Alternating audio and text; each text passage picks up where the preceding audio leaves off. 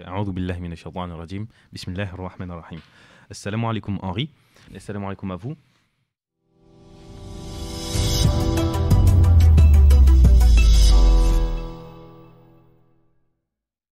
Donc aujourd'hui, on a invité notre frère Henri, donc c'est un frère converti, masha'Allah. Et Inch'Allah, ce qu'on va faire, c'est qu'on va lui poser des questions à propos de sa conversion, comment est-ce qu'elle s'est déroulée, comment est-ce que ça s'est passé, avant, après, pour justement avoir une vision d'ensemble sur la vie d'un converti ici en France, avec ses frères et sœurs, comment est-ce que ça s'est passé. Donc Inch'Allah, est-ce que Henri, tu pourrais te présenter dans un premier temps? Bien sûr, alaykoum salam wa rahmatullah, akhi. Déjà, c'est un plaisir de faire cette vidéo avec toi. Du coup, moi, je m'appelle Henri, j'ai 24 ans. Je me suis reconverti à l'islam du coup à l'âge de 18 ans, peut-être 17 ans et demi, 18 ans, je me souviens plus exactement. Dans la vie, je suis passionné par deux choses. Il y a deux choses qui m'animent, c'est le voyage et l'entrepreneuriat notamment. Je suis parti vivre 2 ans à Sydney. J'ai fait un DUT technique de commercialisation aussi jusqu'en 2018. Après, voilà, je suis parti vivre à Sydney pendant 2 ans. Et puis, je suis rentré il y a à peu près 1 an d'Australie. Et puis voilà, je vis ma petite vie tranquille. J'essaye des projets, j'essaye de l'investissement un peu à droite, à gauche. Et puis voilà quoi. D'accord, ok, alhamdoulilah. Qu'Allah te facilite dans tes projets, Amin, Inch'Allah. barakallahu fik. On va rentrer dans le vif du sujet assez rapidement, Inch'Allah. Est-ce que tu peux nous expliquer quelle image est-ce que tu avais de l'islam avant ta conversion et l'image aussi que tu avais des musulmans? Je crois que j'avais pas vraiment d'a priori en fait sur l'islam avant que je me reconvertisse entre guillemets. J'avais des amis qui étaient musulmans dans mon entourage, mais aucun était vraiment pratiquant. Et j'avais pas une mosquée devant laquelle je passais régulièrement. Enfin, je voyais vraiment pas les musulmans de la communauté. Donc je crois pas que j'avais d'a priori en vrai par rapport à l'islam et ni même aux musulmans. La première fois que j'ai eu affaire à un musulman, c'est entre guillemets que j'ai vu un musulman en pratique de sa religion. C'est que j'avais un ami à moi avec qui j'allais au sport et avant d'y aller, il faisait sa prière. Et donc là, c'est la première. Ça, c'est vraiment l'élément marquant qui m'a fait voir un musulman dans sa pratique religieuse pour la première fois. Mais sinon, j'avais pas vraiment d'a priori ou de. Je me souviens pas. Enfin, il y a rien qui me marque plus que ça. D'accord. Voilà. Après, pas forcément a priori. Est-ce que, par exemple, tu as eu. Je vais te donner le premier avis, par exemple, dans les médias, ce que tu entendais assez brièvement, tu vois, de l'islam et des musulmans dans les médias. Est-ce que ça avait un impact sur ta vision des choses? Est-ce que ça a joué dans tes différentes actions, dans tes relations, dans toutes ces choses? Je pense qu'indirectement, oui. Par rapport à mon subconscient, tout ça, je devais le voir, mais c'est pas quelque chose que je remarquais et qui était en évidence. En fait, avant que je commence à m'intéresser à l'islam, donc on va dire de mes 12, donc là, le moment où j'étais quand même un peu conscient. Avant, je n'estime pas vraiment être conscient du monde qui t'entoure. De mes 12 jusqu'à mes 16, 17 ans. Non, en vrai, pas spécialement. J'étais concentré sur autre chose. Je menais ma vie de collégien, lycéen. J'avais mes potes, mes trucs. Et non, à aucun moment, j'avais une image particulière de l'islam, je crois. Vraiment, j'ai connu aucun truc par rapport à ça. Ok. Et est-ce que maintenant, tu pourrais nous raconter comment est-ce que s'est déroulée ta conversion? Ouais. Du coup, je me suis reconverti, j'avais 18 ans. Le premier élément, comme je te l'ai expliqué avant, où j'ai vu un musulman en pratique et où ça m'a fait tilt et que j'ai commencé à m'intéresser à l'islam, c'est de voir un ami prier. J'ai trouvé ça très puissant. J'ai trouvé ça magnifique en fait de voir quelqu'un en connexion avec son créateur. Il y a quelque chose de particulier que j'ai ressenti. Mais c'était quelque chose qui m'attirait et en même temps qui était très flou. Ça veut dire j'étais pas... Enfin, j'étais dans... Je continuais... Après, une fois que j'ai vu ça pour la première fois, j'ai continué à me mener ma vie normalement. Mais juste, c'était un élément de ma vie où ça m'a fait un tilt, quoi. Et où je pense j'ai commencé à me renseigner et être un peu plus attentif quand le sujet de l'islam il s'évoquait autour de la table, que ce soit avec mes amis ou ailleurs. Je pense que ça a vraiment été le moment déclic où je me suis dit « Ah oui, c'est vrai, l'islam existe. Il y a des musulmans. Qu'est-ce que c'est que l'islam ?» C'est vraiment un élément déclencheur. Une fois que ça s'est arrivé, du coup, comme je te l'ai dit, avec des amis, on parlait, tu vois, on rentrait tard, on refaisait le monde la nuit et le soir, et on parlait notamment de sujets où, même si eux, ils n'étaient pas forcément musulmans pratiquants, ils avaient quand même 2-3 connaissances. Et ces 2-3 éléments-là qui m'apportaient, déjà, il y a des choses qui me touchaient dans ce qu'ils me disaient. Donc déjà, ça a encore été un élément qui a attisé ma curiosité et qui m'a mené à me renseigner davantage sur l'islam via Internet. En grande partie, hein, je suis jamais allé dans une librairie m'acheter un livre ou aller demander des conseils à quelqu'un. C'était vraiment une démarche que j'avais qui était personnelle.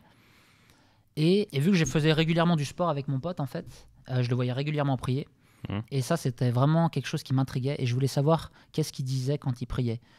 Qu'est-ce qu'il racontait, comment ça se déroulait et comment un musulman priait. Parce que moi, il faut savoir que j'étais chrétien auparavant. Donc même si j'ai eu une éducation catholique, où j'ai fait du catéchisme, j'ai fait ma communion, ma profession de foi, mon baptême, tout ça, ça m'avait jamais intéressé auparavant. Et la prière chez les catholiques, elle est très différente de la prière chez les musulmans. Ça pourrait peut-être plus se comparer à juste une invocation, en fait, la prière chez les chrétiens. Tu le fais un peu quand tu veux, quand on a besoin ou non pour remercier ou demander. Mais donc, du coup, j'ai commencé à me renseigner, à savoir comment est-ce qu'un musulman faisait pour prier. Donc, je tape sur Internet. Ok, Surat al-Fatiha, quand tu veux prier, c'est ça. T'as une prosternation, une inclinaison, tout ça, ok. Et donc, du coup, je vois Surat al-Fatiha, ça revient souvent. Ok, qu'est-ce que c'est que ça? Je tape sur Internet. Ok, première surat du Coran. Ok, je vais taper sur YouTube, voir ce que ça fait. Je tape sur YouTube, Surat al-Fatiha, et je tombe sur une compilation de 20 récitateurs qui enchaînent Surat al-Fatiha, entre guillemets. Tu vois, il y avait le premier, c'était Soudaïs, après, il y en avait plein d'autres, des Égyptiens, des Yéménites, tout ça. Et subhanallah, incroyable. C'était la Fatiha, du coup, elle était récitée en arabe, avec la traduction française. Donc, à la fois, j'avais l'audio, et en même temps, j'avais le sens. En sous-titré. En sous-titré. Là, déjà, ça a été une première grosse frappe que j'ai pris, entre guillemets. J'ai trouvé ça magnifique, déjà, la récitation. Et le sens aussi, je l'ai trouvé très poignant. Et c'est quelque chose que j'ai beaucoup apprécié écouter. Donc, je l'écoute une fois, je trouve ça magnifique. Une deuxième fois, une troisième fois. Si bien que j'aimais bien l'écouter de temps en temps. De temps en temps, je la mettais le soir dans mon lit avant de dormir. T'avais quel âge à ce moment-là? Excuse-moi de te couper. J'avais 17 ans environ, entre 17 et 18 ans. Je vais avoir 17 ans et demi, ouais. Et si bien qu'un jour, tellement je l'écoutais, j'ai fini par la connaître, par cœur. À côté de ça, mes recherches autour de l'islam, elles s'accentuaient.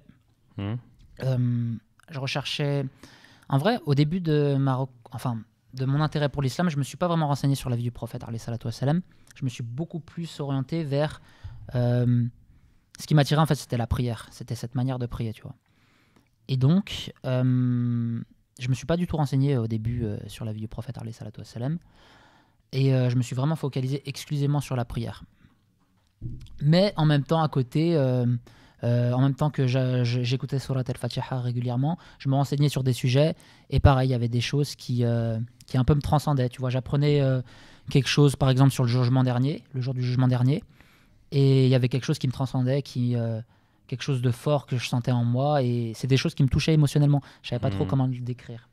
Ça a permis un petit peu d'éparpiller tes connaisses et vraiment de toucher un petit peu à tout sans forcément t'éparpiller. Et puis de base, c'était quelque chose qui m'attirait, qui était flou.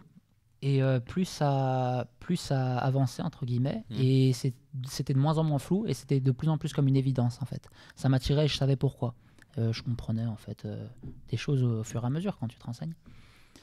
Et si bien qu'un jour, j'ai voulu essayer de faire une prière. Je connaissais Surat al-Fatiha, du coup, je tape sur Internet. Comment prier quand on est musulman? Et ok, d'accord, faut faire ci, faut faire ça, ok, je vois que je peux prier qu'avec Surat al-Fatiha, ok, donc c'est possible, ok, il y a ça à faire. Et puis je pose mon téléphone à la fin pour le tashahhud, parce que je ne l'avais pas appris, et je fais ma première prière.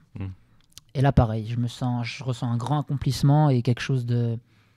Je sens que je fais quelque chose qui m'est utile à moi, en fait. Je sens que je fais quelque chose de concret et de fort. Et donc, du coup...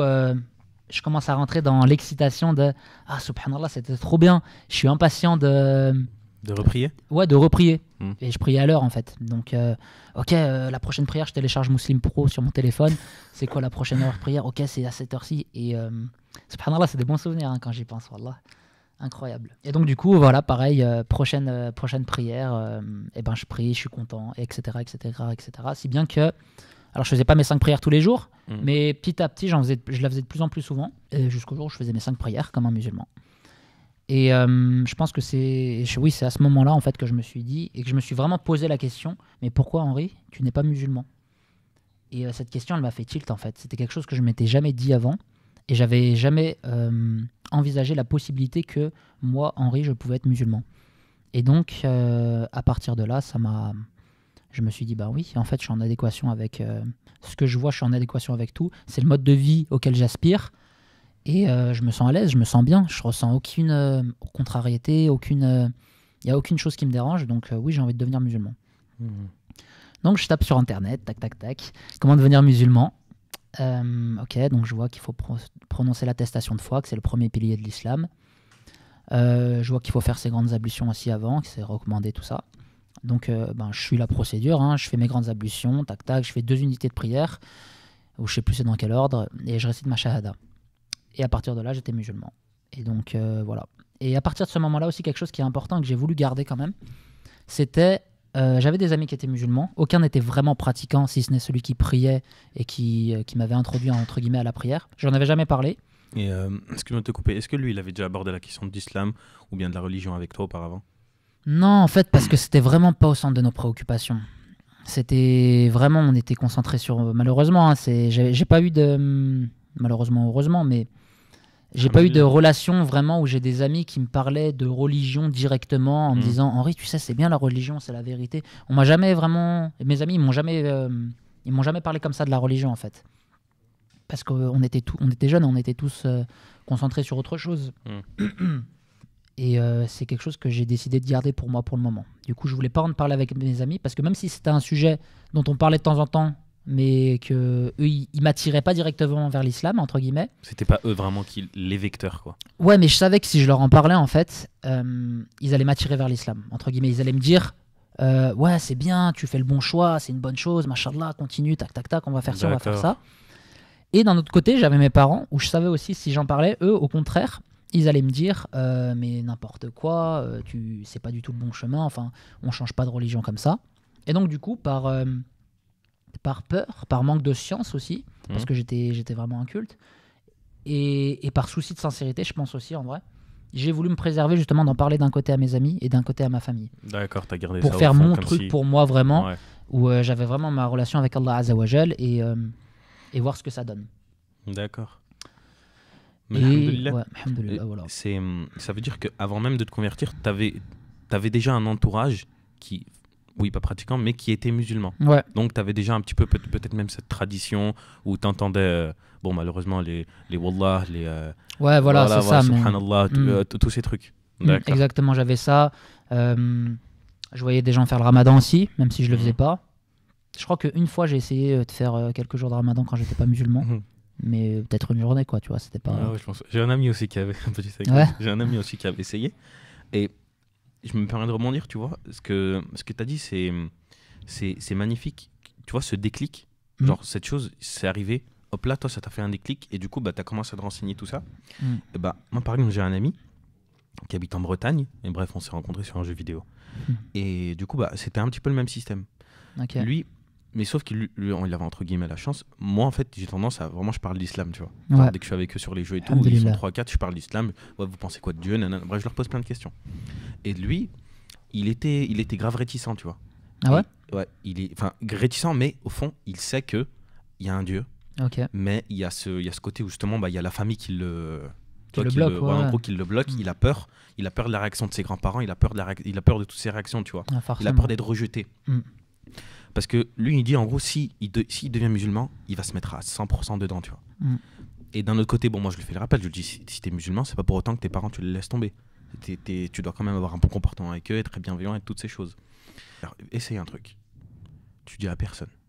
Demande à Allah un signe. Demande-lui quelque chose. Et subhanallah, il me dit, ok, vas-y, je vais le faire. Il le fait. C'est pas le lendemain, on se rappelle sur Discord, on joue, et il me fait, oh frère, tu vas pas y croire. Je lui dis quoi? Il me dit, ma mère, elle est venue dans ma chambre, elle est rentrée, elle m'a dit, écoute, sache que si tu souhaites te convertir à une religion, peu importe, celle que tu veux, sache que moi, je serai toujours avec toi, et franchement, ça me dérange pas, tu fais comme tu veux, je te suis, nanana. Subhanallah. Le lendemain. Oh là, c'est incroyable, hein. Et tu vois, subhanallah, je me dis, il y a des convertis, ou même, ils sont même pas encore musulmans. Ouais. Allah, il a la chance de leur donner ces signes. Et on a des frères qui, eux, ils sont musulmans, mais ils se rendent pas compte justement de cette ni'ma, tu vois, que vous avez découvert avec ce déclic, tu vois. Ils s'en rendent pas forcément compte. Et malheureusement, cette inconscience, tu vois, ça, ça bride malheureusement, tu vois, la réelle, le réel impact que les musulmans ils pourraient avoir. Et Mm. même par ça, on pourrait dire, parce qu'indirectement, ils ont été ambassadeurs de ta conversion. De le fait qu'ils étaient là, même si malgré qu'ils n'étaient pas pratiquants, ça a joué sur le Ah, mais fait bien que sûr. ça t'a influencé un petit peu indirectement, Dans t'as le traîné avec des subconscient, musulmans, tout ça. forcément, j'avais un entourage qui était musulman et donc et je me sentais bien avec mes amis aussi. On était proches, donc forcément, j'ai indirectement été confronté à l'islam et mon inconscient, il m'en parlait quoi, même Hmm. si j'en avais pas conscience. Et j'aimerais te demander, parce que généralement, quand on fait ce genre de choix, ou qu'on se lance dans quelque chose, ou qu'on a une ambition, assez souvent, c'est parce on a peut-être un exemple, ou quelqu'un qui nous a inspiré au moins une fois, Ouais. par un comportement, par quelque chose comme ça. Mm. Et j'aimerais savoir quels ont été tes exemples, morts ou vivants, peu importe, Mm. qui t'ont permis peut-être de faire ce choix, ou bien même d'en faire d'autres. Qu'est-ce qui t'a inspiré? Quels sont le ou les personnages qui t'ont inspiré? Comme je te l'ai dit, je pense que l'élément déclencheur, ça a été mon pote qui priait. Après, si je dois parler d'exemples, mes premiers exemples, c'est mes parents en vrai. Tu vois, en vérité, c'est ça mes premiers exemples, c'est eux. Et en fait, l'éducation qu'ils m'ont donnée, l'islam, c'est juste venu reconfirmer tout. J'ai été très bien éduqué, alhamdulillah. Mes parents, c'est des gens qui sont extrêmement soucieux de la loyauté, de l'honnêteté. Et c'est des choses que j'ai juste retrouvées en islam. Donc je pense que mes parents, ça a été mes modèles, c'est sûr. Après, j'ai certains amis aussi pour plein de choses qui étaient des modèles aussi indirectement. Parce que quand tu traînes avec des amis, même si ça va pas être un exemple pour quelque chose, ça va être un exemple pour une autre. Mhm. Et donc, non, ouais. Et si tu devais citer vraiment l'action ou bien même le comportement, quelque chose vraiment qui toi t'inspire et tu te dis j'aimerais bien avoir cette chose, j'aimerais bien avoir ce comportement, cette attitude. Avant que je sois musulman ou Ah, après ouais, avant que tu sois musulman. Avant que je sois musulman, Mm. je sais pas. Et Je sais pas, je pense que c'est de la loyauté. Je pense que c'est peut-être la loyauté qu'on avait entre sahab avant que je sois musulman. C'était quelque chose la loyauté, c'est quelque chose qui est extrêmement fort, je trouve, et qui me touche beaucoup Mm. en toutes circonstances. Et je sais pas, on avait une sorte de fraternité entre sahab. Sans forcément être musulman, tu Ouais, en fait, partageais cette, ouais, voilà, c'est ça. cet Ouais. amour fraternel. Mm. Et après ta conversion, est-ce que tu as quelque chose vraiment qui t'a... Mais mon premier exemple, c'est le prophète, alayhi salatu wassalam. Masha'Allah, ouais. Comme je te l'ai dit, c'est pas venu tout de suite parce que je me suis reconverti. C'était particulier en fait. En fait, pendant les 6 premiers mois de ma conversion, j'en ai parlé à personne, tu vois, comme je te disais tout à l'heure. Et après, j'ai décidé d'en parler à un premier ami qui, lui, s'était mis en même temps que je me suis converti à l'islam. Il a commencé à faire la prière à peu près à ce moment-là aussi. C'est D'accord. quelqu'un que je pourrais dire comme un meilleur ami, tu vois, pour moi. Il était musulman avant ou bien il s'est converti comme toi? En fait, sa famille, du côté de son père, était musulman, mais du côté de sa mère, ils étaient français, italiens français. Et donc, du coup, lui, il a grandi il a pas grandi avec son père, il a vraiment grandi avec sa mère. Et donc, du coup, il a été élevé dans une culture chrétienne, en fait, tu vois. D'accord. Enfin, il était petit, il mangeait du porc, truc. Et c'est en grandissant petit à petit que, même s'il a un prénom à consonance arabe, c'est en grandissant petit à petit qu'il s'est un peu plus rapproché du côté arabe, entre guillemets. Et puis après, il a fait ce choix en même temps que moi, à peu près, de devenir musulman. Et il a commencé à prier à ce moment-là. D'accord. Et est-ce qu'on pourrait savoir comment est-ce que ta relation familiale, donc avec ta mère, avec ton père, avec tes frères, tes sœurs, comment est-ce que tout ça a évolué après ta conversion? Après une fois que je leur ai annoncé, voilà, une fois qu'ils étaient au courant. Déjà, ce qu'il faut savoir, c'est que je leur ai annoncé peut-être 3 ans après que je me sois reconverti, ce qui est long. Attends, je me permets une petite parenthèse. Comment est-ce que tu as fait pour vraiment garder ça sans que ta famille le perçoive? Comment est-ce que tu faisais la prière, tout ça? Justement, c'est quelque chose que j'étais en train de dire, c'était très compliqué. Déjà, au bout de 6 mois, c'était quelque chose qui était très dur à porter, tu vois, comme fardeau. Et donc, la religion, c'est quelque chose qui est très bien seul, mais qui a 2 aspects. Ça se partage, en même temps, tu as ta relation seule avec Allah Azza wa Jal. Au bout de 6 mois, j'en pouvais plus, clairement. Donc, j'ai décidé d'en parler à cet ami en question, qui faisait la prière. Donc, subhanallah, premier sahab qui sait que je suis musulman. 1 mois ou 2 après, peut-être, j'en parle à un deuxième. Quelle a été sa réaction à ce premier sahab? Bon, il était content. Hein. Je me souviens, il était 5h du matin, on rentrait. On était restés toute la soirée dehors, tu vois, à se poser, tout ça. Et puis, finalement, quand je lui ai dit ça, c'était avant de rentrer, et je lui ai dit, au fait, j'ai quelque chose à te dire. Ouais, je suis musulman, alhamdoulilah. Il était choqué. Et donc, du coup, ce qu'on a fait, c'est qu'on n'est pas rentré. On a refait des tours, on est allé à la boulangerie, on est resté, je crois, jusqu'à 10h du mat dehors, tu vois. On a fait nuit blanche. Mais bien sûr, il était content. C'était quoi la question que tu m'avais posée auparavant? C'était comment est-ce Voilà, qu'au tes début relations j'avais familiales, caché. ouais. Tu caches, tu pries dans ta chambre. J'ai la chance d'avoir une chambre à moi, donc je priais, voilà. Au début, je faisais pas forcément attention à manger de la viande halal ou pas halal. Après, plus j'ai avancé, plus j'ai voulu faire attention à ces choses-là, donc je mangeais de moins en moins chez moi aussi. Et en fait, toutes ces choses-là, au bout d'un moment, elles ont fait que 3 ans, c'est très long. Et je me suis dit, c'est plus possible d'avoir ce rythme de vie. Je mangeais plus chez moi, je mangeais que dehors. J'avais plus cette relation avec mes parents. Et puis, je vivais dans le mensonge, en fait, constamment. Et c'est très désagréable de mentir tout le temps. Donc, je faisais tous mes trucs en cachette. Mais un jour, je me suis dit, ok, faut que je saute le pas. Et c'est un conseil que j'aimerais donner à tous les frères qui sont reconvertis, c'est parlez-en le plus vite possible à vos parents de votre reconversion. Mais avant ça, déjà, soyez armés sur votre religion. Pourquoi est-ce que vous vous êtes reconverti? Parce que si vous n'avez pas d'armes, vous allez vous faire déglinguer par les gens qui auront plus d'arguments que vous. Ou voilà quoi. Faut vraiment savoir et vous poser la question de ce choix et voilà, que ça soit quelque chose qui soit ancré en vous. Sinon, vous allez... T'as eu ce débat, toi, un petit peu idéologique, peut-être avec tes parents sur eux, leur religion et toi, la tienne? Ouais, en fait, pas tant que ça, dans le sens où mes parents, ils ont jamais voulu m'imposer quoi que ce soit. Mais déjà, quand je leur ai annoncé, le dialogue, il a été coupé, ça a été compliqué pour eux, vraiment. Donc non, on n'a jamais vraiment eu de débat où on opposait nos religions, mais c'était plutôt pourquoi est-ce que tu changes de religion? T'as une religion, t'as éduqué d'une telle façon, pourquoi est-ce que tu veux changer? Parce que la religion, quelque part, même si j'ai été baptisé, j'ai fait ma communion, tout ça, c'est pas quelque chose de primordial, la religion. Ce qui compte, c'est d'être un bon être humain, entre guillemets, tu vois, d'être quelqu'un de loyal, de sincère, d'honnête. Après, la religion, tu fais ce que tu veux, entre guillemets, mais en vrai, l'islam, c'est pas passé pour eux. C'était compliqué. Ils avaient l'impression, par manque de science, que je reniais tout ce qu'ils m'avaient enseigné. Et c'est avec le temps, en fait, que petit à petit, ils se sont rendus compte que pas du tout, j'étais juste toujours Henri, et j'étais même meilleur sur plein d'aspects. Du coup, voilà. Et quel conseil t'aurais à donner, par exemple, à des futurs frères qui, eux, lorsqu'ils vont se convertir, pouvoir endurer ce moment où, justement, les parents, ils vont être un petit peu réticents, peut-être ils vont être, en fait, un petit peu agir comme tes parents ont agi. Quel conseil est-ce que tu aurais à leur donner? De bien s'armer de connaissances, déjà, comme je te disais. De le dire rapidement, ça, il faut vraiment le dire rapidement. Mais ouais, du coup, bien s'armer de connaissances, donc savoir pourquoi est-ce qu'on fait ce choix, connaître vraiment le dogme de l'islam, savoir l'expliquer. Et puis, ce que je leur dirais, c'est les arguments à leurs parents, écoutez, papa, maman, c'est un choix que je fais, on a mes consciences. C'est quelque chose qui est au plus profond de moi, qui me transcende. Je peux pas vous dire... Enfin, je me mentirais à moi-même. Vous voulez pas que votre fils vive dans le mensonge, ou votre fille, pour les filles. C'est quelque chose auquel je crois. J'y peux rien, quoi. C'est comme ça.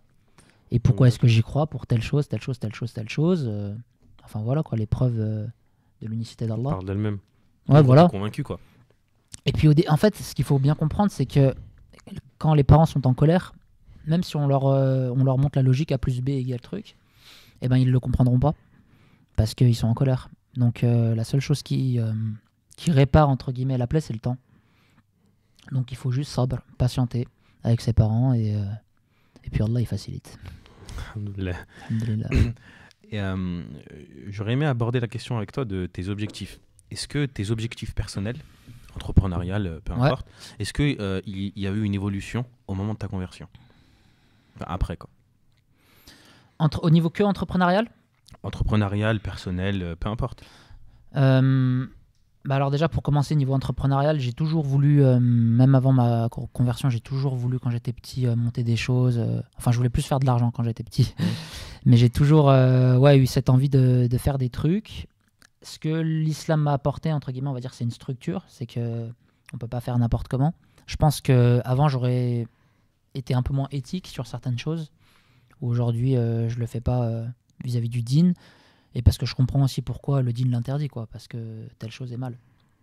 Donc ça m'a mis des limites, mais ça m'a pas Ça m'a pas, ça m'a pas vraiment apporté de nouveaux objectifs au niveau entrepreneurial. J'avais déjà mes objectifs. Après, j'ai grandi, j'ai eu des nouveaux trucs qui sont arrivés dans ma vie qui ont fait que, mais je crois pas que l'islam m'a directement D'accord. apporté un truc dans un projet en particulier. D'accord. Après, objectifs au niveau du dîn, bien sûr, qui sont arrivés. L'objectif, c'est d'apprendre un maximum, de connaître le Coran,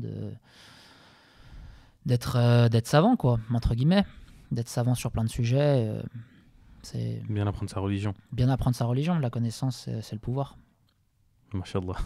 Et, Ça. je voulais te demander, parce que, bon, on se côtoie, alhamdoulilah, et je sais que tu as beaucoup cette envie de te marier, de trouver une femme. Est-ce que, Effectivement. est-ce que cette envie est-ce que la source de cette envie a justement été ta conversion? Ou bien Non, avant, tu pas avais du déjà tout. cet objectif vraiment de vite te marier, ou Mhm. tu voulais vite avoir une femme, Non, tout non, ça? vraiment pas du tout. J'étais vraiment pas du tout. Subhanallah, le mariage, c'est une question qui est assez récente. J'ai commencé à me poser la question de ah ouais, en vrai, genre, il faut se marier en Australie. Donc c'était il y a peut-être 2-3 ans. Mhm. Je suis rentré il y a un an d'Australie.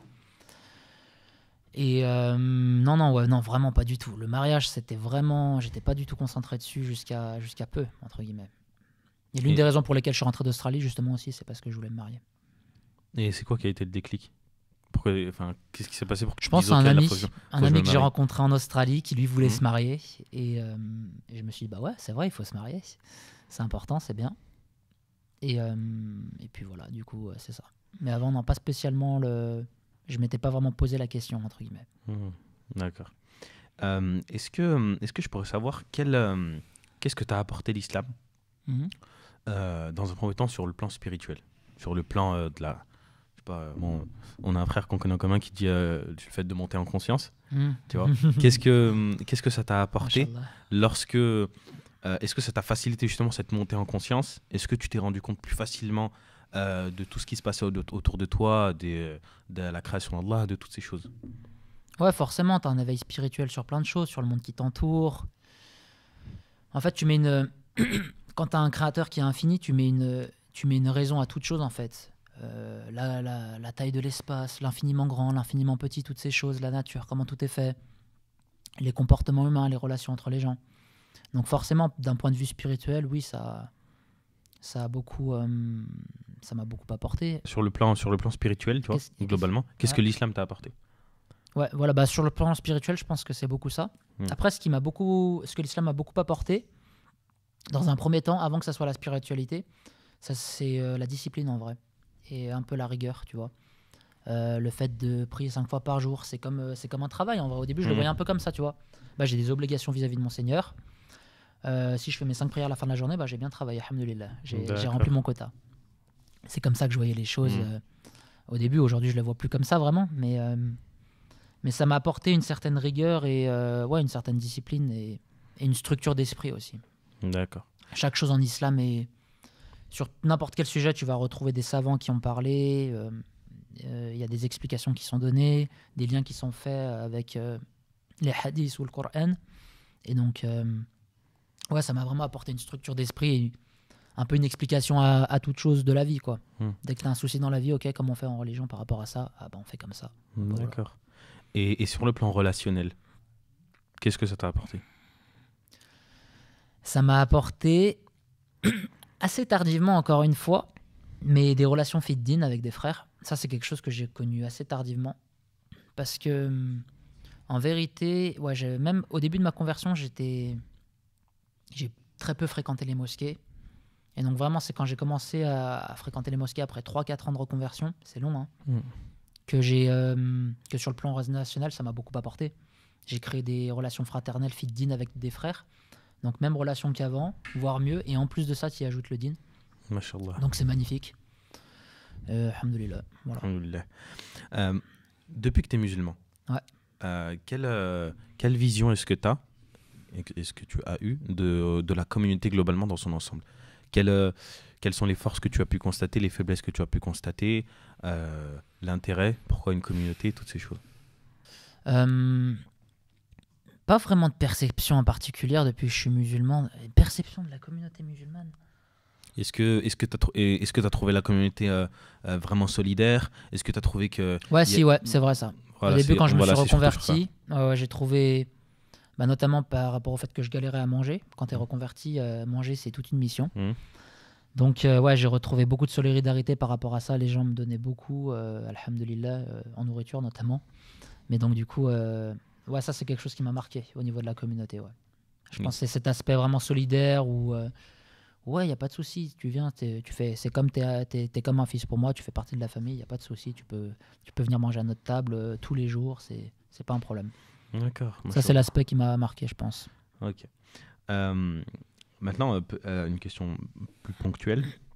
Comment est-ce que s'est déroulé ton premier mois de Ramadan? Alors, mon premier mois de Ramadan depuis que je me suis reconverti, je ne l'ai pas fait en entier. Les 30 jours, je ne les ai pas fait consécutivement parce que c'était compliqué. Je gérais mal mon dîn, je vivais dans le mensonge, donc avec mes parents, donc il y avait des moments où je pouvais esquiver et des moments où je pouvais plus esquiver parce que soit on partait en vacances, c'était l'été les premiers Ramadans, soit parce qu'on avait un repas de famille que je pouvais vraiment pas esquiver, donc je le faisais et je rattrapais mes jours en fait. Et donc je l'ai bien vécu, c'était pas dur, donc ça va. Et par contre, peut-être le 3e Ramadan, j'ai pu le faire d'une traite en entier parce que je l'avais dit à mes parents, je crois. Et donc du coup là ça m'a fait un grand bien, alhamdoulilah. Alhamdoulilah. Et durant ce mois de Ramadan, est-ce que tu as plus fréquenté les mosquées? Non, je crois pas beaucoup. Je pense que c'est vraiment la 4e année de ma reconversion où j'ai commencé à... En fait, le début de ma conversion, ça faisait un peu des hauts et des bas aussi. C'est ça le problème quand tu vis dans le mensonge et quand ta foi elle baisse. Il y a des moments où malheureusement j'ai arrêté de prier. Bon, c'était jamais très très long, alhamdoulilah, mais ouais, vraiment, je pense que c'est la 4e année de ma reconversion où je suis vraiment passé à un step supérieur, tu vois, en ajoutant la fréquentation aux mosquées notamment. C'est vrai que, comme tu l'as dit, je crois que ouais, c'est vraiment 3 ans et demi après ma reconversion, j'avais jamais mis les pieds dans une mosquée de ma vie, subhanallah. Et pour la première fois, je suis allé prier à la mosquée, tout ça, et à partir de là, j'ai commencé à mettre de la spiritualité. Et pour le Ramadan, du coup, aller au tarawih le soir, avoir cette relation fraternelle, tu vois, qu'ont les musulmans pendant le Ramadan. À partir de la 4e année, j'ai commencé à connaître ça. D'accord. Ok, mashallah. Maintenant, une dernière question. Inch'Allah, ensuite on finira sur ça. Ce sera pour faire un petit parallèle. Quelle différence est-ce que tu as pu constater entre les musulmans à l'étranger, étant donné que tu es allé en Australie, et les musulmans en France, la communauté dans son ensemble? Ouais. J'ai pas de différence particulière. Ce qui m'a marqué en l'occurrence, c'est la similitude dans l'adoration, dans le sens où j'ai pas perdu mes repères. Je suis arrivé en Australie. La première chose que j'ai fait, je suis allé dans une mosquée pour prier. Et subhanallah, la Fatiha, elle est récitée pareil. On prie de la même façon. Salam alaikum wa rahmatullah, tout ça, tac, tac. Donc non, j'ai pas de... Peut-être une meilleure organisation et plus de moyens à l'étranger, en Australie notamment. En Australie, tu vas plus facilement retrouver vraiment des quartiers musulmans où il y a beaucoup de choses qui sont mises en place, des gros centres, où il y a des bâtiments où tu peux apprendre ta religion. À côté, tu as un terrain de sport à l'américaine. En même temps, tu as une salle de muscu. En même temps, tu as des restos, des trucs vraiment... je pense qu'ils ont plus de moyens. En fait, ils n'ont pas plus de moyens, mais en fait, je pense ils ont des hommes politiques qui sont placés là-bas. Et donc, par rapport à ça, tu peux plus facilement avoir des agrémentations. Il y a des musulmans qui sont bien placés politiquement, c'est ça? En Australie, c'est les Libanais surtout, ils sont très puissants là-bas. Ils ont commencé avec le business. Et donc, je pense que, ouais, après, au niveau politique aussi, forcément, vu que c'est un pays nouveau aussi, c'est plus facile que la France, qui est un pays qui a une histoire plus ancienne, où les choses sont plus ancrées. L'Australie, vu que c'est nouveau, je pense que c'est plus facile de venir entre guillemets, avoir des musulmans qui sont en politique et donc qui facilitent pour des décisions comme la création d'une mosquée, d'un centre islamique, tout ça. Il y a une ouverture d'esprit plus importante, tu trouves? Peut-être. Ouverture d'esprit, sûr. Au niveau ouverture d'esprit, sûr. Ouverture d'esprit, sûr. Une des choses que je faisais en Australie fréquemment et que j'avais jamais fait en France avant, c'était c'est l'heure de la prière. Moi, je suis pas dans une mosquée, je vais prier dans le parc. Donc voilà. Je mets mon tapis, je prie dans le parc normal. Par contre, l'ouverture d'esprit, elle est à double tranchant. Ça veut dire que là-bas, tu peux prier, tu peux être en niqab, personne ne va te regarder, ce que tu veux. Mais par contre, dans l'autre sens, entre guillemets, si tu as envie de te mettre. Ouais, voilà, c'est à double tranchant. D'accord. Et bon, je me permets une petite dernière, on va dire l'optionnel. C'est est-ce que tu conseillerais à nos jeunes, bon, moi le premier, tu vois, de partir à l'étranger? Oui, à 100%. Qu'est-ce qui a été le plus marquant, toi, à l'étranger? Le voyage, c'est ce qui formate la jeunesse. Moi, je suis parti en Australie, j'avais à peine d'argent, je m'étais juste réservé une semaine dans une pas une chambre d'hôte, dans une auberge de jeunesse. Et donc oui, forcément, tu quittes ton confort, tu quittes tes parents, tu quittes ton foyer et tu deviens dépendant de toi-même. Tu n'as plus personne à qui... Moi, mes parents, je n'avais pas d'argent à leur demander. De toute façon, ils n'en avaient pas forcément à m'envoyer. Et donc, du coup, tu es obligé tu te retrouves seul face à toi-même. Donc, tu te retrouves à devoir faire les choses, quoi. Il va falloir bosser, il va falloir se bouger, trouver un appart, tout ça. Donc oui, le voyage, ça formate la jeunesse. D'un point de vue... voilà quoi, businessment parlant, tu apprends à travailler, à vraiment être dans le dur. Et en plus, t'apprends à être un adulte sur le temps, en fait. C'est ça, en fait, t'apprends à être et de toute façon, c'est pas la théorie qui compte, c'est la pratique. Donc t'es mis direct dedans, t'es plongé dans le grand bain, bah si tu nages pas, tu coules. Donc t'es obligé de nager. Et au plus de ça, tu rencontres énormément de gens, surtout en Australie, c'est très cosmopolite. Tu rencontres des gens que, subhanallah, t'aurais jamais rencontré dans ta vie. Tu rencontres un mec qui vient d'Argentine, au fin fond de l'Argentine, dans un petit village, en même temps un mec au fin fond d'un village de l'Inde, un mec en Asie, un mec au Japon, tu vois, un mec en Europe, c'est extrêmement cosmopolite, donc tu apprends beaucoup, tu rencontres des gens, tu parles avec les gens, tu es ouvert au monde. C'est ça qui te fait apprendre ce que c'est la vie. Masha'Allah. Bah, tu sais, on va finir sur ça, Inch'Allah. Dans le Coran, Allah il dit j'ai créé de vous, j'ai créé plusieurs peuples, justement pour que vous vous entreconnaissiez. Et il y a des savants qui traduisent ça à travers le fait de voyager, ça peut être une adoration. Le fait d'aller voir de nouveaux peuples, le fait de discuter avec eux, échanger, toutes ces choses. Subhanallah, de toute façon, à partir du moment où tu mets la bonne niya, tout peut être une adoration, entre guillemets. C'est vrai. Donc ouais, effectivement. Mais le voyage, ouais, c'est... De toute façon, si c'est dans notre dîne, c'est pas pour rien. On le voit en pratique. Donc, alhamdoulilah. Alhamdoulilah. Barakallah fik Henri d'être venu pour cette interview. Inch'Allah, on se revoit bientôt. Inch'Allah, avec plaisir. Hors caméra. Hors caméra. Ou avec caméra. Peu importe. On verra. Peut-être qu'on t'invitera, Inch'Allah, pour parler sur le côté entrepreneurial, que tu nous apprennes ce que tu as pu apprendre, que ce soit en Australie ou bien même maintenant dans le développement de tes business, Inch'Allah. Inch'Allah. Je te remercie. Merci.